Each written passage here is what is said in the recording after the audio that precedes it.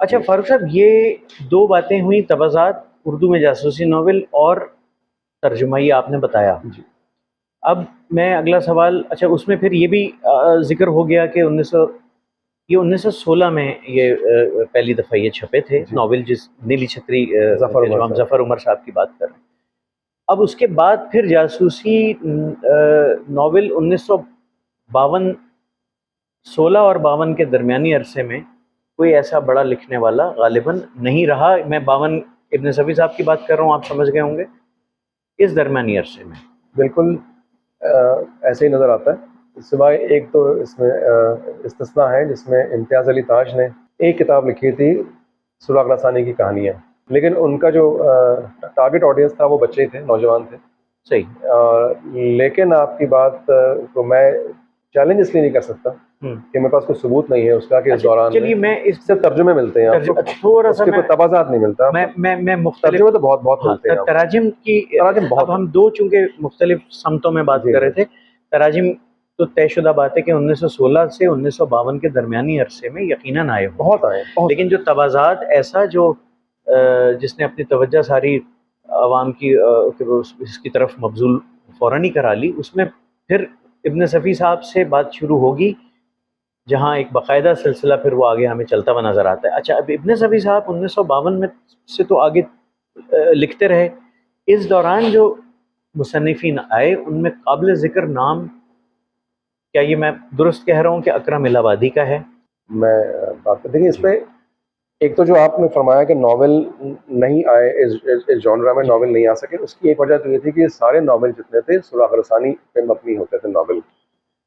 पहली जंग अजीम के बाद फोकस बिल्कुल एक पैराडाइम शिफ्ट आया था कि सुराग रसानी से जासूसी पे आ गया था मामला। अच्छा। यानी आप फ़र्क समझिए, सुराग जी रसानी किसी क्राइम कंट्रोल या क्राइम को रोकना या जी। सॉरी रोकना मैं कह रहा हूँ, जो जुर्म हुआ है उसकी तलाश उसकी करना, खोज मुजरिम को लगाना, पकड़ना, तलाश खोज करना। लगाना। जी हाँ, जी हाँ। जासूसी एक बिल्कुल अलग चीज़ थी। तो ये यहीं यहीं नहीं हुआ था। शर्लॉक होम्स की दुनिया ख़त्म हो गई थी आगे फर्स्ट वर्ल्ड वॉर के बाद। हम्म, शर्लॉक होम्स का नाम आपको उसके बाद हम्म, नहीं मिलता। उसके बाद जासूस आ गए थे। हम्म, उसके बाद जेम्स बॉन्ड बहुत बाद में आया। उससे पहले बहुत से जासूस, मुझे भी नाम नहीं याद आ रहा, अंग्रेज़ी में और फ्रेंच में बहुत लिखा गया और एक बाकायदा सीरीज़ चली इसके ऊपर। वो जासूस इदारों पे है, उनकी बायोग्राफीज़, ऑटोबायोग्राफीज़ हैं मुख्तलिफ जासूसों की। लेकिन ये फैक्ट ये है कि सुराग रसानी पे से ट्रेंड हट गया था। अच्छा, हमारे यहाँ चूँकि लिखा उस पे जा रहा था और जासूसी का मामला ही हुआ कि जो मैं इसको समझता हूँ कि हमारे यहाँ एक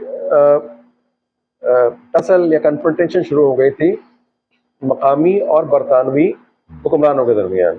अच्छा, अब जो जासूस होते थे वो बरतानवी जासूस हुआ करते थे, ताज के नुमाइंदे थे वो। अब अगर आप उस माहौल के अंदर ताज के नुमाइंदा जासूसों की या MI6 के जासूसों की आप कारनामा बयान करते थे तो वो टारगेट आप ही होते थे, क्योंकि जो जासूसी आपके खिलाफ कर रहे होते थे। जी। मतलब जासूस को आगे डिफाइन कर रहे हैं कि वो लोग जो कि जमाने के नवाबीन और बादशाह जो थे उनकी ऑडियो वीडियो लीक किया करते थे। नहीं खैर इतना तो बड़ी अच्छी आपने कहने बात का की। लेकिन ये था कि जासूसी अदब के अंदर लिखा बहुत गया लेकिन तर्जुमा नहीं हुआ, शायद इसलिए कि चूंकि उनके खिलाफ एक तहरीक भी चल रही थी, तहरीकी खिलाफत के बाद और दूसरी तहरीकें चली जो कि बराए नाम तहरीकें थी, लेकिन एक सोच ज़रूर थी, एंटी बराज सेंटिमेंट एक मौजूद था। तो गालिबन ये वजह हो सकती है, ये सिर्फ एक राय है।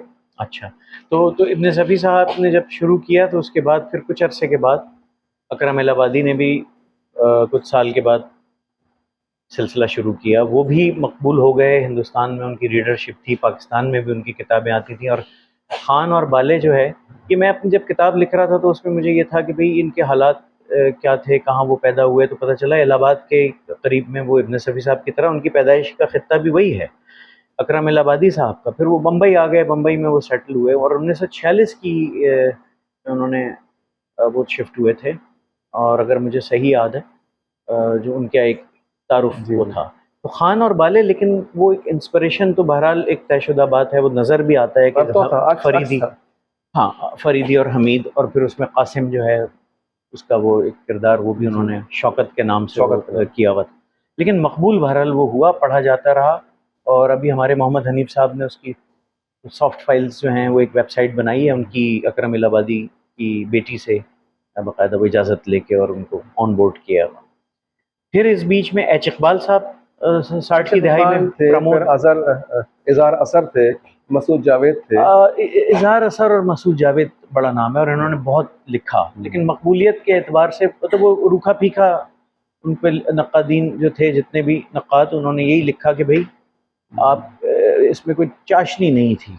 जो मकबूलियत जो इब्न सफ़ी साहब के को हासिल हुई, वो उसका बुनियादी सबब हम सब जानते हैं कि जी उसमें अदबी चाशनी भी होती थी, और एक सबसे बड़ी वाहिद इब्न सफ़ी थे जिनमें अदबी जी, चाशनी जी, थी। जी, बाकी जी, सब जी। इसीलिए नाम नहीं कमा सके, आगे नहीं बढ़ सके, वो एक लेवल तक रहे। इब्न सफ़ी के लेवल को पहुंचना। फिर एक वक्त आया जब हमारे सामने मज़हर कलीम, और मज़हर कलीम ने भी वो देखिए आपके, वो तो मिनवन वो किरदार उन्होंने इब्न सफ़ी साहब के इस्तेमाल की, जी और नाम भी तब्दील नहीं किया, लेकिन रीडरशिप उनकी भी बहुत थी। और मेरा ख्याल है कि 700-800 नावल तो शायद उन्होंने लिख डाले होंगे, मेरा ख्याल है। तो सही तादाद तो फहरिस्त क्योंकि हमारे सामने नहीं है उनकी। जी हाँ। माशाल्लाह बहुत अच्छा कलेक्शन। सच्ची बात है कि अक्सर होता है ये कि आदमी सोच के आता है ना, तो पहुंचने के बाद थोड़ी सी उसको मायूसी होती है कि वो ये तवक्कुआत थी जहन में वो रही थी। यहाँ आके तो मेरी बहुत ज़्यादा तबीयत खुश हो गई इसको देख के कि आपने जितनी मेहनत से और जितने सालों से लगाया। ये किताबों का शौक पैदा कैसे हुआ आपको, रिसालों का शौक पैदा कैसे हुआ ये? मैंने आपको बिल्कुल इब्तिदा में इसका जिक्र किया था कि मेरी वालदा से जी जी। ये शौक, उन्होंने हमें मुझे किताबें, टार्ज़न की कहानियाँ, अमीर हमज़ा, मुझे तीसरी जमात में पास होने पर मुझे अमीर हमज़ा का पूरा सेट मिला। पहले हम ये फ़िरोज़ सन्स की किताबें ही पढ़ते थे। फ़िरोज़ सन्स का बहुत बड़ा कंट्रीब्यूशन है। मेरे ख्याल पहली किताब हमारे घर में बच्चों को फ़िरोज़ सन्स की आई होगी, जो एक 10 कहानियों का सेट एक मिलता था, जिसमें वो हमारी अलिफ लैला की कहानियाँ होती थी, गुलबका वाली, रुस्तम और सोहराब, हातिम ताई, वो मैंने रीप्रिंट की बच्चों के क्लासिक अदब में अब आके, वो नायाब थी। तो वहाँ से शुरू हुआ, वहाँ से शुरू हुआ। अच्छा, वैसे आपका माशाल्लाह जो दाल रोटी आप कहीं केमिकल से कमाते हैं, जी बिल्कुल, वहाँ से कमाते हैं और यहाँ लगाते हैं किताबों में, ये सही है? ये सही था। एक वक्त पे बिल्कुल ठीक था, और ये शुरू के 7 साल ऐसे ही हुआ। 7 साल एक ऐसा एक मिस्टिक फिगर है, जो 7 साल मेरे ख्याल है कोई चीज़ पे एक जम जाए तो शायद वो कामयाब हो जाता है। ये हमने पढ़ा भी है, और इसको मैंने खुद अपने तौर में देखा कि 2003 से 2010 तक मैंने सिर्फ डुबोया था, और मामूली नहीं, वो करोड़ों में अमाउंट था जो मैंने डुबोया था किताबों के बिजनेस में। और 2010 के बाद फिर वो खड्डा जो था ना, वो भर गया वो था। शौक था जिससे भागने नहीं दिया। पैशन ही था, और देखिए पैशन था, उसके अलावा साथ में आमदनी थी। अगर मेरे पास आमदनी का सोर्स नहीं होता दूसरा, हाँ, तो फिर ये नहीं चला तो मैं ये नहीं कर सकता ना फिर, यानी मैं कहीं से कमाऊँ तो कहीं लगाऊँ। अब अल्लाह का शुक्र था कि अल्लाह ने बड़ा करम किया था कि हमारा केमिकल्स का बिजनेस था, वो बहुत अच्छा कोई मेरे ख्याल में चलता वहाँ से रहा। कमा रहे थे, यहाँ लगा रहे थे। जी हाँ, तो वो उसमें फिर ये हुआ कि उसके बाद अब एक तो देखिए, एक तो इसका एक वो पहलू जो मैंने कहा कि 7 साल एक आप कहते हैं जी एक स्पिरिचुअल उसको एक लोग, लेकिन एक जो प्रैक्टिकल उसका इम्प्लीकेशन वो ये होता है कि 7 साल में हमारे इतनी किताबें जमा हो गई थी कि वो एक साइकिल बन गया। सही। यानी हम 1000-1500 किताबें छाप चुके थे, और जो पुराने जो सीनियर पब्लिशर्स इस्लाम कहते हैं 500 किताबें अगर आपने छाप ली फिर आपका काम खत्म नहीं होता, वो चलती रहती है किताबें। अच्छा, तो हम तो अब अच्छा। 3000 तक पहुंच गए। ये एक उसमें कुल्लिया है गोया, रूल ऑफ थंब जिसे जी हम हाँ, कहते हैं वो ये कहा जाता है। फिर आज पब्लिशिंग। ये मेरे हर काम में यही है कि आपका पे बैक पीरियड जो है, अगर आप वो सस्टेन कर लें, आप जब पानी में डाइव मारते हैं, हाँ, आप जब पानी में डाइव मारते हैं तो पहले आप अंदर जाते हैं डीप, फिर आपको इतनी सांस अगर है कि आप ऊपर आ सकें तो ऊपर आइए, वरना फिर सही। डूबना बेहतर होता है। वैसे पुरानी किताबों को देख के और लोगों की लिखी हुई पुरानी चीज़ों को देख के बाद बड़े जहन में तस्वुर जो है ना वो आदमी को बदल जाता है। मौलाना माहिरुल कादिर साहब जी टापों में सजाया जाता हूँ, आंखों से लगाया जाता जी हूँ। जी जी। उन्होंने जो रंगीन नावल लिखे थे और जो उसके अखबार थे, उसके सफ़ात थे, तो वो पढ़ के समझ नहीं आता था क्या वही मौलाना माहिरुल कादिर को होगा। आपके ज़ख़ीरे में मुझे एक किताब नज़र आई जिसका नाम है आधी बीवी। जी जी एक तो उन्वानी बड़ा चक्कर है, जी। और जो साड़ी में मलबूस जो खातून है, उनकी साड़ी का ब्लाउज ये बहुत लंबा है, और लिखने वाले इश्तियाक अहमद साहब। ज़रा बताएंगे किताब कहाँ से आई, क्या पसंद है इसका? अच्छा देखिए, मैं इससे पहले ये बयान कर दूं कि ये किताब तो छपी थी रोशन किताब सिलसिले में। इश्तियाक साहब उनके हाँ मुलाजिमत भी करते थे शेख गुलाम अली इंसस पे। अच्छा। तो एक रोशन किताब सिलसिला इश्तियाक साहब मैनेज करते थे, तो ये किताब, ये नावल उन्होंने लिखा और ये छप गया। इश्तियाक नावल बहुत अच्छा है, हाँ, सरवर जो है वो आपको किसी और तरफ ले जाता है, हालांकि अंदर ऐसा कुछ नहीं है। बहुत अच्छा जासूसी नावल है, और यानी इसमें यह है कि वो एक हिंदुस्तानी जासूसा जो है उसको बहुत ही बचपन से यहाँ भेजा जाता है ताकि वो यहाँ पे तालीम हासिल करे और यहाँ पे आए, और फिर यहाँ पे किसी बड़े सरकारी अफसर से जिसके वो सीढ़ी बना के मुख्तलिफ दस्तावेज़ात तक अप्रोच कर सके, वो करें, वो एक पूरा एक प्लान ऑफ एक्शन पूरा इसमें दिखाया कि उस तरह बनाया। उसकी एक शादी हुई हुई है पहले से, असल शादी भी है, और इसके साथ ये रहती है शादी करके, यानी शादी में शादी करके रह रही है। तो इसके उन्वान से था कि वो उसकी आधी बीवी है, वो औलाद नहीं होने देती इतनी, लेकिन प्रेग्नेंट हो जाती है। तो वो जासूस भी है और प्रेग्नेंट भी हो गई ये है, नॉवेल और आपने साथ किस में समय पढ़ा था? ये मैंने नॉवेल यकीन कीजिए सिर्फ 5 साल पहले पढ़ा है। अच्छा उससे पहले से क्योंकि टाइटल देखते थे? क्योंकि क्योंकि नहीं, ये टाइटल, ये नॉवेल राशिद साहब को पता है, ये नायाब था। अच्छा ये नॉवेल छपा, रीप्रिंट नहीं हुआ, पता नहीं क्यों। इश्तियाक साहब ने मुझे खुद ही बताया कि जब नॉवेल छपा तो मैं इसको घर लेके नहीं गया अपने, मैंने घर पे, क्योंकि सरवरक ऐसा था 1977 के हिसाब से, ये बहुत बोल्ड था, वो घर में उन्होंने नहीं दिखाया। ये नॉवेल रीप्रिंट भी नहीं किया शेख गुलाम अली इंसल्स ने। हमने बहुत तलाश किया, कहाँ कहाँ हमने इसको, आपको याद होगा उस्मान जी काजी साहब से हमने जी जी। पूछा, फिर वो कई लोगों से पूछा, कहीं से नहीं मिला। अब मेरे पास इसकी 2 कॉपियां हैं जो बड़े ढूंढ ढांड के कहीं से मिल गई हैं, इसलिए मैंने ये इसलिए नहीं पढ़ा कि कोई वजह थी, कि मेरे हाथ लगा ही नहीं था।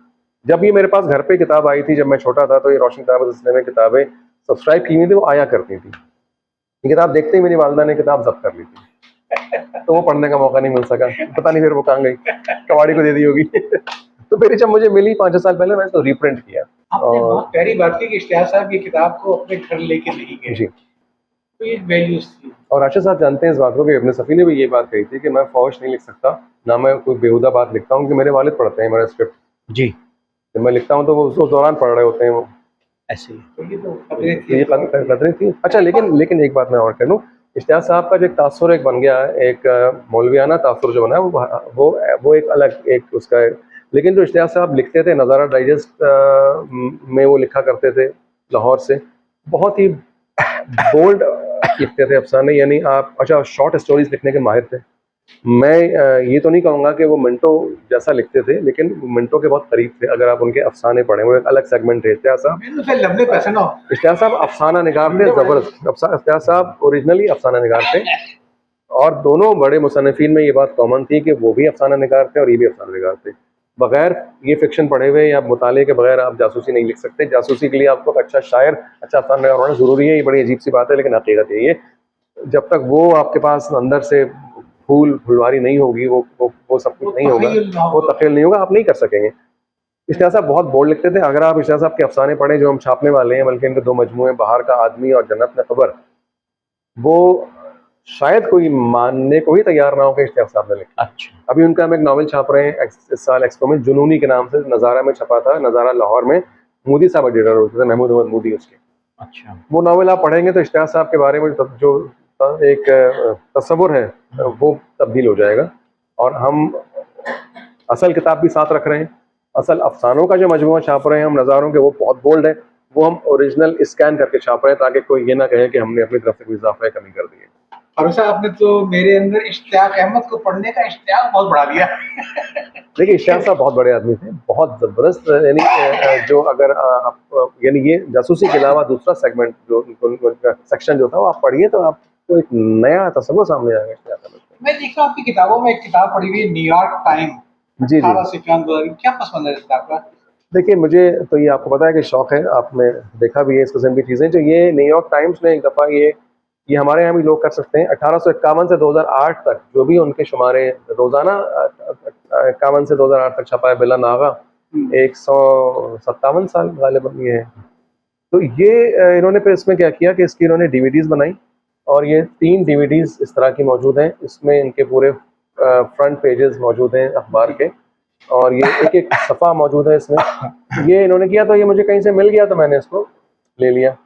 अच्छा, और इसके साथ एक इन्होंने मैग्नीफायर भी दिया हुआ है, इससे आप भी छोटा-छोटा लिखा है, इसको बड़ा करके पढ़ सकते हैं। आप बता रहे थे कि इसमें वो इश्तिहार भी है एडिसन का और जी, गुलामों की खरीदो फरोख्त इसमें का वो खबर भी है, जबकि जो है वो एडिसन ने अपना बल्ब ईजाद किया था। तो मैं कोशिश करता हूँ अगर मुझे इस वक्त ऑफहैंड के मिल जाए, तो इसका इम्कान कम है।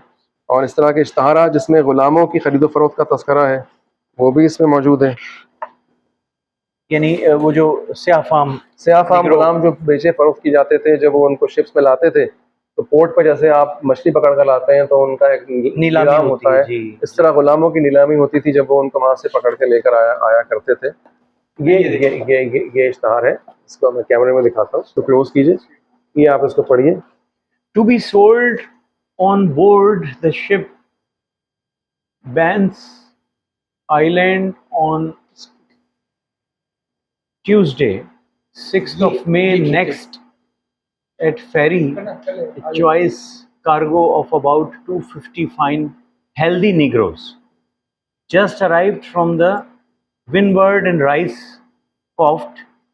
The utmost care has already been taken. यानी गोया के केयर जैसे कि वो कोई सामान हो, Commodity है, एक बड़ी अजीब सी बात है। देखिए क्या, and shall be continued to keep them free from smallpox, no boat having been on board and all other किस सन का इश्तार है? कामयाब ये बात है, ये चीज़ है ये। ये 1851 है शायद ये। ये उनकी खसूसियात बताई जा रही हैं इश्तिहार में कि भाई वो हर किस्म की बीमारी से मुबर्रा हैं और वो सेहतमंद हैं, इन्फेक्टेड नहीं हैं। तो ये भी एक दौर था कि जब ये इस और तरह ये इसी अखबार में इश्तारी छपा है, यानी उफ़ज़ाने में ये न्यूयॉर्क टाइम्स जो आज भी निकल रहा है। जी हाँ, और आज भी निकल रहा है।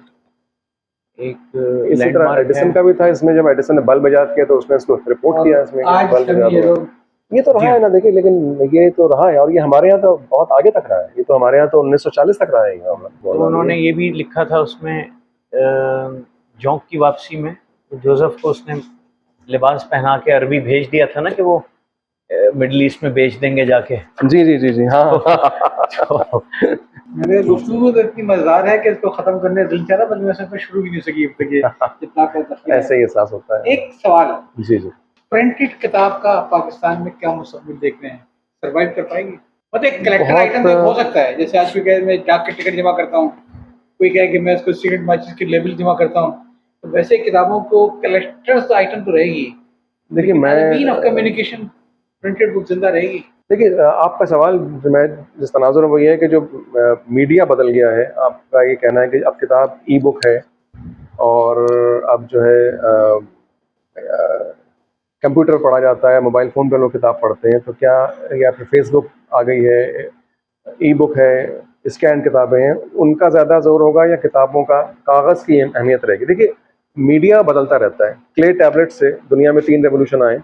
एक क्ले टैबलेट से जब आप पेपरस के ऊपर पेपर रोल्स के ऊपर आ गए तो एक इनकलाब आया, इल्म बढ़ गया, नॉलेज या इंफॉर्मेशन लोगों तक पहुंचना शुरू हो गई, चाहे फिक्शन हो नॉन फिक्शन हो। और सब बहुत मदद है कि हमारे साथ तो उल्टा मसला हो गया ना, खुदा ही मिला ना मिसाइल सनम। देखिए दुनिया भर में अगर आया है ये, तो हमारे किंडल कितना पॉपुलर में है।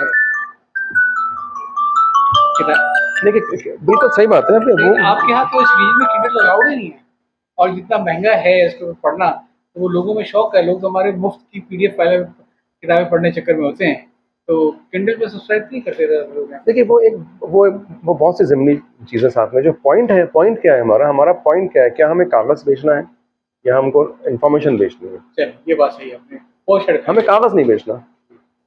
ऐसे सेक्शंस हैं आपके जिस पे शायद एक हमें अलहदा जी, नशिस्त रखनी पड़े। हर मौजू पे एक अलग तफसीली बात हो सकती जी है। हाँ, जैसे जासूसी के मौजू पर जो किताबें अंग्रेज़ी जो कलेक्शन है उस पर शायद जी हम एक अलग बात करें।